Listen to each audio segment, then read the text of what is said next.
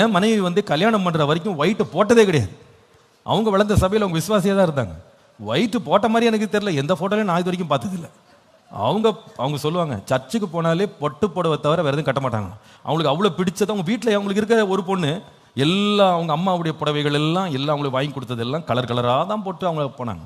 ஆனால் இங்கே வந்து சேர்ந்தாங்க பாருங்க, இது வெண்புறாவே அப்படின்னு ஒரு கூட்டம் இங்கே. அப்போ இங்கே வந்து சேர்ந்து ஊழியக்காரி ஆன உடனே ஞாயிற்றுக்கிழமை ஆனாலும் எந்த கூட்டமானாலும் ப்ரேயர் ஆனாலும் என்னதுதான் ஒயிட் அண்ட் ஒயிட். அது இங்கே ஒரு டிசிப்ளினில் இருந்தோம். ஆனால் அவங்க என்ன செய்தாங்கன்னா கல்யாணத்துக்கு அப்புறமா அதுக்கு தன்னை அர்ப்பணிச்சுக்கிட்டாங்க.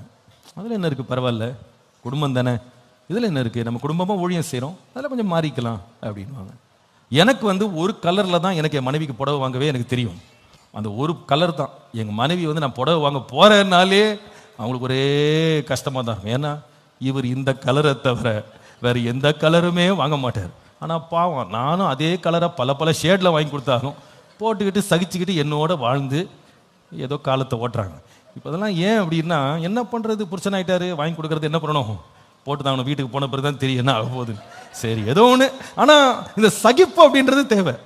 இப்போ அவங்க ஒன்று சொன்னால் நம்ம கேட்டுக்கிறது, நாம் ஒன்று சொன்னால் அவங்க என்ன பண்ணணும், கேட்டுக்கணும். ஒருத்தருக்கு ஒருத்தர் நம்ம என்ன பண்ணுறோம், விட்டு கொடுக்குறோம். பரவாயில்ல, உங்கள் ஸ்பேஸை நான் உங்களுக்கு கொடுக்குறேன், என் ஸ்பேஸை நீங்கள் கொடுங்க. இந்த மாதிரி சகிச்சுக்கணும். பாருங்கள், கொஞ்சம் வித்தியாசங்கள் கண்டிப்பாக குடும்பத்தில் வரதான் செய்யும். கண்டிப்பாக வித்தியாசங்கள். எல்லாருமே ஒரே போல் இருக்க போகிறதில்ல. நீங்கள் நினைக்கிறது தான் கணவன் நினைக்கணும்னு சில பேர் ஃபோர்ஸ் பண்ணுவாங்க.